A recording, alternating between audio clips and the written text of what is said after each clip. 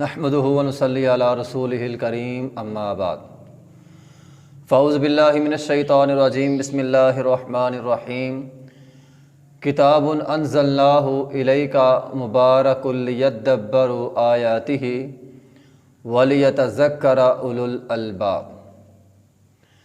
سب سے پہلے تو ہم قرآن پڑھنا، پڑھانا، قرآن سیکھنا، سکھانا اور پھر اس قرآن پہ عمل کرنا، اس قرآن کو اپنے اوپر نافذ کرنا، اس کی فضیلت پڑھیں گے، اور پھر جنہوں نے اس قرآن کو چھوڑا ان کے بارے میں جو وعید آئی ہے وہ پڑھیں گے۔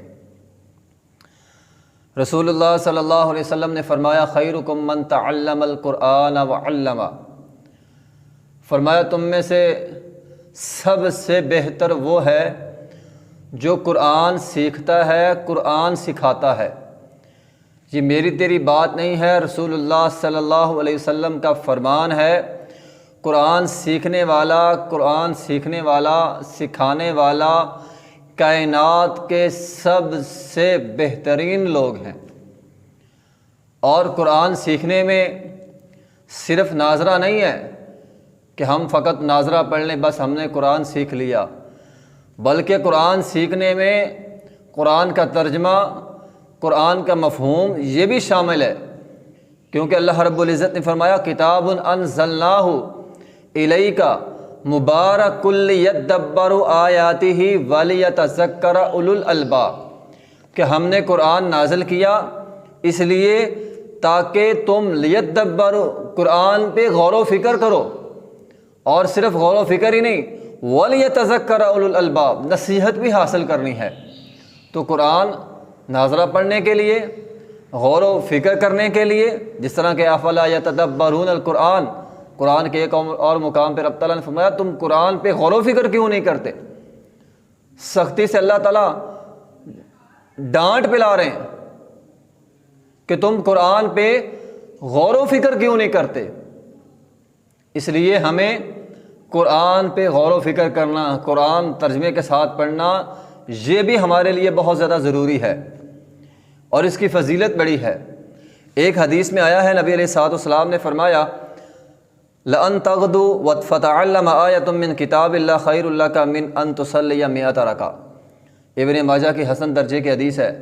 نبی علیہ الصلوۃ والسلام نے فرمایا ایک طرف ایک آدمی 100 رکعت نفل پڑھتا ہے۔ اب 100 رکعت جس نے نفل پڑھنا ہے، ایک رکعت میں کم از کم سورہ فاتحہ ہے، قل واللہ ہے، یہ 11 آیتیں ہیں، چلو 10 آیتیں لگا لیں۔ اگر کم از کم ایک رکعت میں ہر آدمی 10 آیتیں ضرور پڑھتا ہے تو 100 رکعت میں 1000 آیتیں ہو گئیں، پھر 100 رکوع ہو گئے، پھر 200 سجدے ہو گئے، پھر دیگر دعائیں ہو گئیں، پھر اللہ سے معافی مانگنا ہو گیا، پھر اس کے اندر اللہ کے حمد و ثنا بھی ہے، اور بہت ساری چیزیں ہیں نماز کے اندر۔ ایک طرف یہ ساری چیزیں، اور دوسری طرف فرمایا ایک آدمی صرف ایک آیت قرآن کی، صرف ایک آیت فتعلم آیۃ من کتاب اللہ، ایک آیت قرآن کی سمجھ کے پڑھ لیتا ہے، سیکھ لیتا ہے، فرمایا یہ ایک آیت پڑھنا 100 رکعت نوافل پڑھنے سے بہتر ہے۔ اس لیے محترم بھائیوں، قرآن سمجھ کر پڑھنا بہت بڑی فضیلت والا کام ہے، اور ہمارے لیے بہت زیادہ ضروری بھی ہے۔ اسی طرح ایک اور حدیث میں آیا ہے، نبی علیہ الصلوۃ والسلام اصحاب صفہ کے پاس گئے۔ صفہ کے مسجد نبوی میں ایک چبوترا تھا جہاں پہ بیٹھ کے صحابہ کرام علم حاصل کرتے تھے۔ نبی علیہ الصلوۃ والسلام ان کے پاس گئے اور فرمایا کیا تم میں سے کوئی آدمی یہ پسند کرے گا کہ وادی بطحان جائے، وہاں اسے 2 موٹی تازی اونٹنیاں مل جائیں، اور بغیر کسی گناہ کے، بغیر کسی تلقی کے، یعنی وہ اونٹنیاں لڑائی جھگڑے کر کے نہیں لی گئی، چوری چکاری کر کے نہیں لی گئی، بلکہ اسے صحیح ملی ہیں، حق حلال سے ملی ہیں، اسے اگر مل جائے تو تم میں سے کون پسند کرے گا لینے کو؟ سب نے کہا جی ہم میں سے ہر آدمی پسند کرے گا۔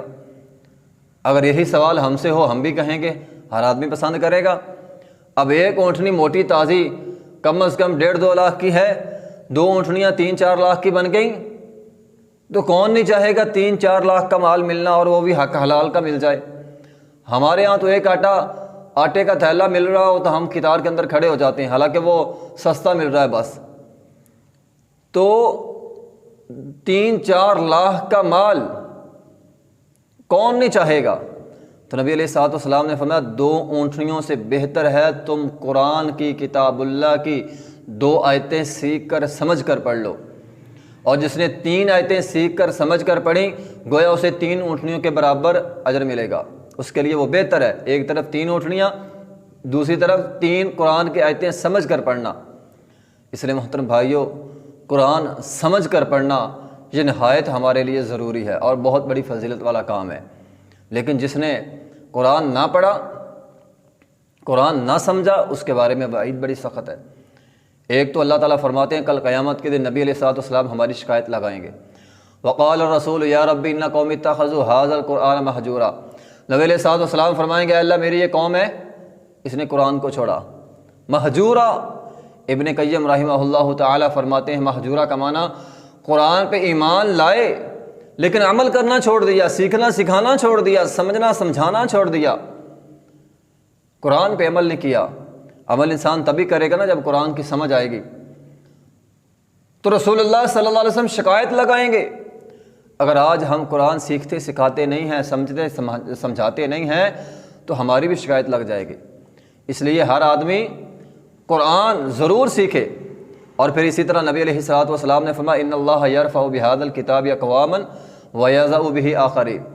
فرمایا اس قرآن کے ذریعے اللہ تعالیٰ جنہوں نے قرآن پڑھا، پڑھایا، سیکھا، سکھایا، سمجھا، سمجھایا، اللہ تعالیٰ قرآن کی وجہ سے ان کو عزتوں سے نوازے گا، مرتبہ اور مقام دے گا، شان و شوکت دے گا، بلند درجات دے گا۔